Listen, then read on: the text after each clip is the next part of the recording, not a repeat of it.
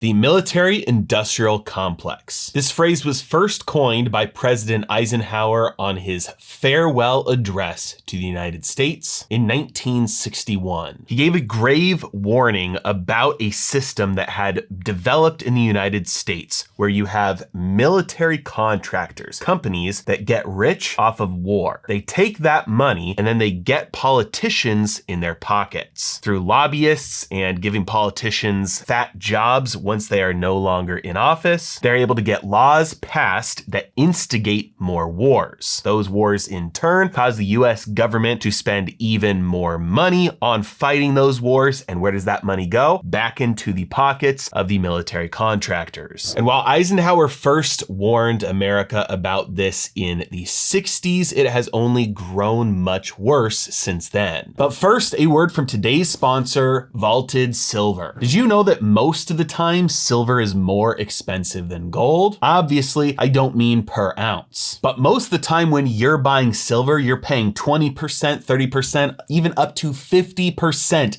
in premiums, markups, and commissions. But Vaulted Silver is changing the game. Vaulted Silver has managed to cut out 70% of the traditional supply chain for silver. This eliminates almost all premiums for buying physical silver, and it also increases security. With Vaulted Silver, investors always own designated serial numbered bars or specific sections of segregated bars. This is a different model than most services that offer pooled metal. Vaulted Silver investors can even move their holdings into smaller coins or bars at any time to take physical delivery. This groundbreaking pricing paired with their rock solid asset structure is something no competitor can touch. They were able to do this because of a unique partnership with HSBC Bank. HSBC Bank is one of the 4 large institutions that is the core of the London bullion market, which is the largest and most liquid in the world. And the only reason Vaulted Silver was even able to form this relationship is because of some other projects the company has going on. Because usually HSBC vaulting services are reserved for the massive players like GLD and even like central banks. Clearly, Vaulted Silver is being launched on the back of an enormous amount of time, effort, and money, all put into making the top of the line, world-class silver storage product for you. As always, the Vaulted website and app are insanely easy to use and allow you to get started in literally just a couple of minutes. And the best part is they gave me a discount link to offer you that actually gives you free storage on your silver through the end of this year. So if you want to take advantage of that crazy deal, sign up for Vaulted Silver using the link in the description today. It's well known that the United States spends more money on its military than the next 10 countries do combined. But not only is the United States breaking these global records, we also continue to break our own records on military spending, with the amount the US spends on military growing pretty much every single year. In 2022, the amount the United States spent on defense amounted to almost half of all its discretionary spending. And it's still spending way more than anybody else in the world, despite the fact that world military expenditure has reached a new high, especially in Europe. And in recent years, the trend is accelerating in the wrong direction. It's getting worse faster. In 2022, Congress decided to increase the defense budget by $45 billion on top of what Biden asked for. And despite the fact that there was a lot of news about budget cuts happening as a result of coming up with a deal for the debt ceiling,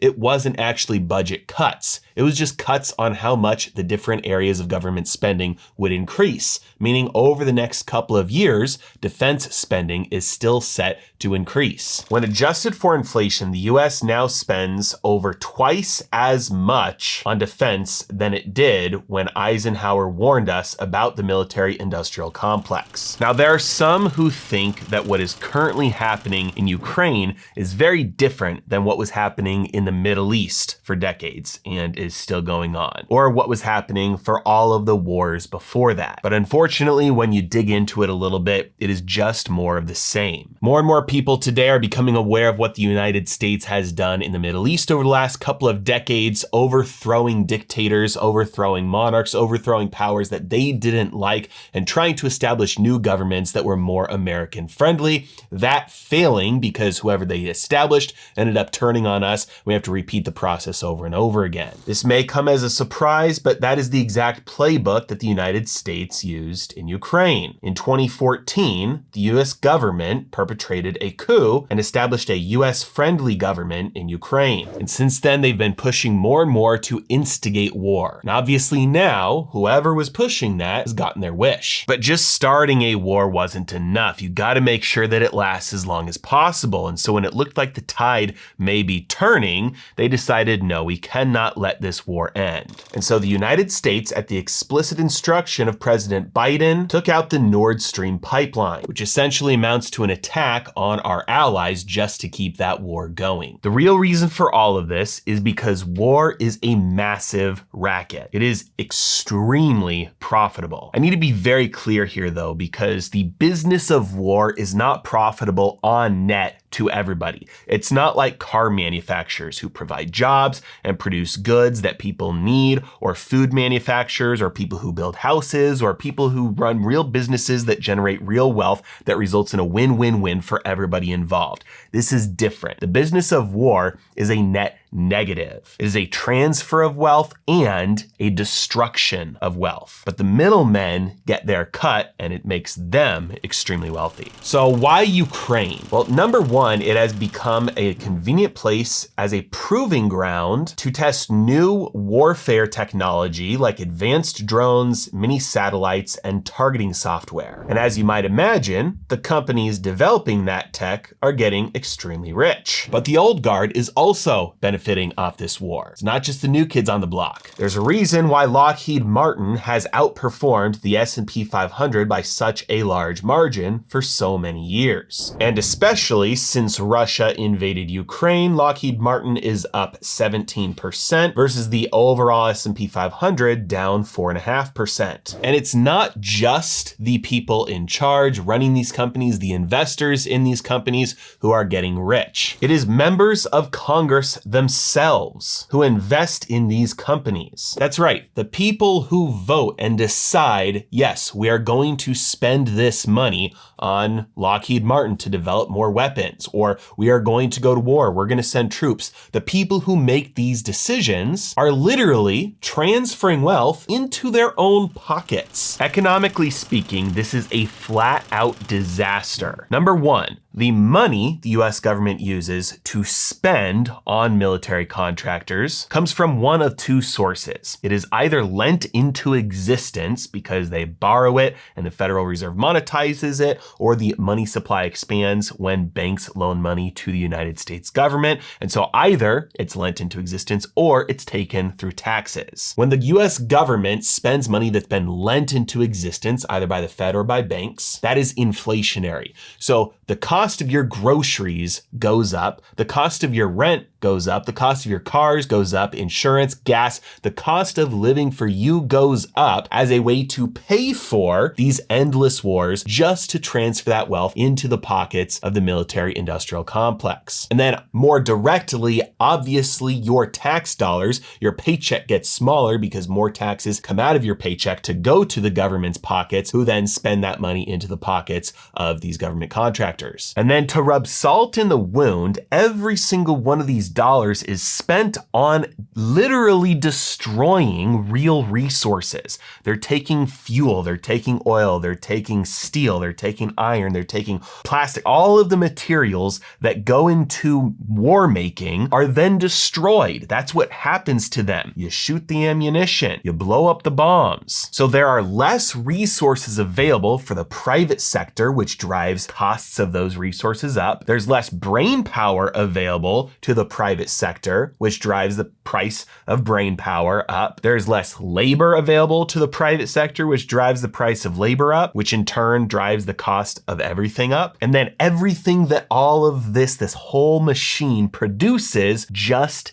gets destroyed. It's very clear that without this system, without these endless wars, all those people doing those jobs would be doing other jobs, producing real things that provided real value and contributed to a net increase in the overall wealth. All those resources would be more abundant and therefore would cost less, and we'd have more stuff. But it's even true that if we simply just spent this money paying all these people to do nothing, the economy overall would still actually be better off, because at least we wouldn't be destroying so many materials. And on a darker note, we wouldn't be destroying so many lives. This is war. And just because people aren't dying near us, near our home, doesn't mean that that war isn't happening near somebody else's home. These are real sons who will never go see their parents again, real fathers who will never see their kids again, real families who are going to be broken forever. There's the economic cost, but the actual cost of lives and the destruction that causes is not possible to overstate. And this isn't slowing down anytime soon. In fact, the Pentagon just announced that they found an accounting error worth $6 billion that allows more arms for Ukraine. What a convenient accounting error. Of course, this shouldn't come as a surprise for an organization that has routinely failed audits. In fact, they have never actually passed an audit, and in recent years have announced accounting errors worth upwards of $35 trillion. Insiders of the Pentagon who are dealing with payments have come out and stated that it is a routine thing for contractors to just say, you owe us this much, and the Pentagon to not know whether that is accurate, whether they have paid them, not paid them, or maybe they've even already paid them twice. It is literally a black hole sucking your tax dollars and your purchasing power through inflation, transferring that wealth into the pockets of the people who control the military-industrial complex, the people in charge of these companies, and politicians who are making these laws and allowing these things to continue, all at the expense of you, and of course, at the expense of the actual lives of the people they are killing all around the world. And right on cue, we are now starting to see the mainstream media prepare the United States for yet another proxy war, with announcements that the US and China are drifting toward a war over Taiwan. And if what is happening in Ukraine right now is bad, what could happen over Taiwan could be much worse, considering how much more important the semiconductors that Taiwan produces are for the entire world. All right, here's the deal. After I got done recording this video, within a few hours is when the news of a potential coup or mutiny or a civil war or even a straight up revolution was starting in Russia. So at that point, I started to gather information and I started to say, hey, okay, I'm going to need to include an update in this video about this, because by the time this video comes out, things could be absolutely crazy. And then within 24 hours, it all ended. It was all over. And one of the things that I noticed is that it seems like the information that we're getting from the mainstream media about what's going on there right now may be all completely false. This could be a lot of smoke and mirrors. Certainly something happened, but as of now, it's unclear what happened. The details are not really lining up and making sense. And so beyond just commenting on the fact that I'm not really going to make any comments about this, because I think it's probably going to take a very long time before, if we ever know what really happened here, before we know what really took place.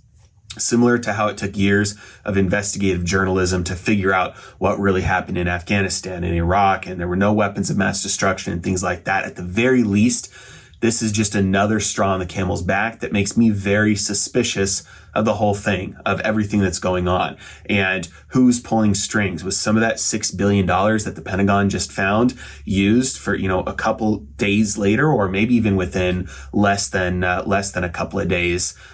This whole, it seems like a fake mutiny happens in Russia. I don't know.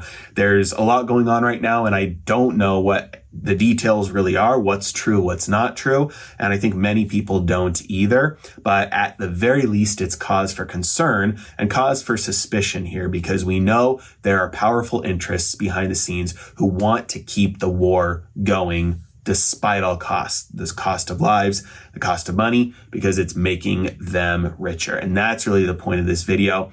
And I think that's the thing that we need to keep in mind here, that all these things popping up, new crazy things, rumors, potential fake revolutions, who knows what's really happening? You have to look behind the scenes though and see, hey, is there some powerful interest that would stand to benefit if something like this were true? And I'll say it again, that just because these wars happen somewhere across the world to us doesn't mean they don't happen at home for somebody else. These are needless wars and they are endless wars, all by design, that are destructive of lives and wealth purely to enrich the pockets of the people who control these companies and the people who control our laws, Congress. Maybe, just maybe, it's time to reconsider. And hopefully in the future, we can have somebody in charge who will put an end to this needless destruction. As always, thanks for watching.